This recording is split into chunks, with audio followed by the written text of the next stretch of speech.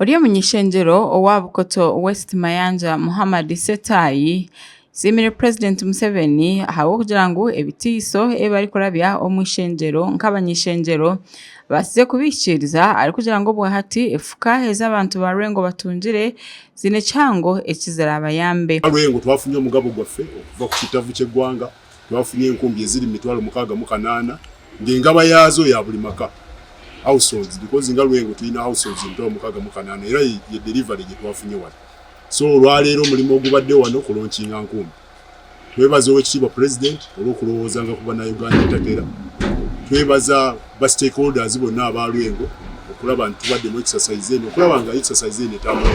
Oli chairman wa district eya Rwengo Ibrahim Chitata ogu hajizire nguho bwahati abariyo nibaza kugaba efukezi barebe ngo bazigaba omuringo ogwo buringaniza bari kugira ngo tubine kubaganisamo abantu omubyo bitegeki z'abantu bonna sizabana NRM bokka sizabo wagizi babundo banga President Museveni ngayibula mu ssentebe we NRM era umane mpi tutulifunye ku district olwairo tutongoza omulimu ogw'okuzigaba nga tuliwamu ne RDC kateera nga tuliwamu n'abaka ba parliament abalala awamu n'abatuuze baffe n'abaweereza baffe aba government abagenda okuyambako okulondoola okukakasa nti buli nkumbi egenze ku muntu omutuufu ayina okugifuna. Chitata ashabire abantu ba Rwengo kureba ngo bakozesa kurungi efukezi ezibaratunge zibase kubahwera okwebingaho obworo obu bari kukora emirimo etari emwe n'emwe. Kubiriza abantu bazikozese bulungi okulwanyisa obwavu mu kyasa kya 21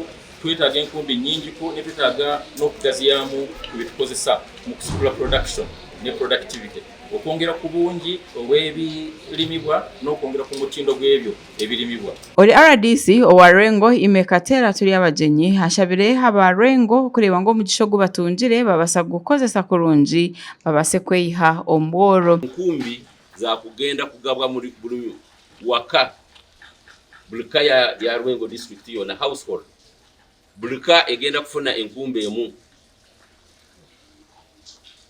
zinu kinu kiri ku program ya NRM government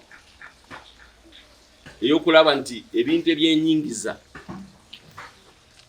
mu maka okugoba ogwolo obwavu abantu nibabeera bagaga nga bayitira mu birimi kituukirira.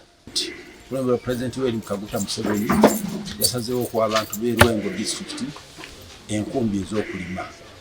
Ekyo kikola bulungi kuba tumanyiddwa bulungi tukiwana mu area tuli balimi ekijja tuyamba nnyo okulaakulanya eggwanga nga tuyita mu bulimi nafe okwekulaakulanya. Efukezi zikashabwa aba Buganda Caucus oba bugine President bari kumugira ngo abantu omuri Rwengo nibetenga okweyongera kukora emirimo y'ibari kukora ngo biyitu tibine efukezi bakukozesa bagumugira ngo nibahinga omwani niko kushaba ngo babase kubirukangirirana n'amafuka rero abantu ba Rwengo beyongere kuhinga omwani. Gashakwa Bashir Kalema ahabwa Tayari West.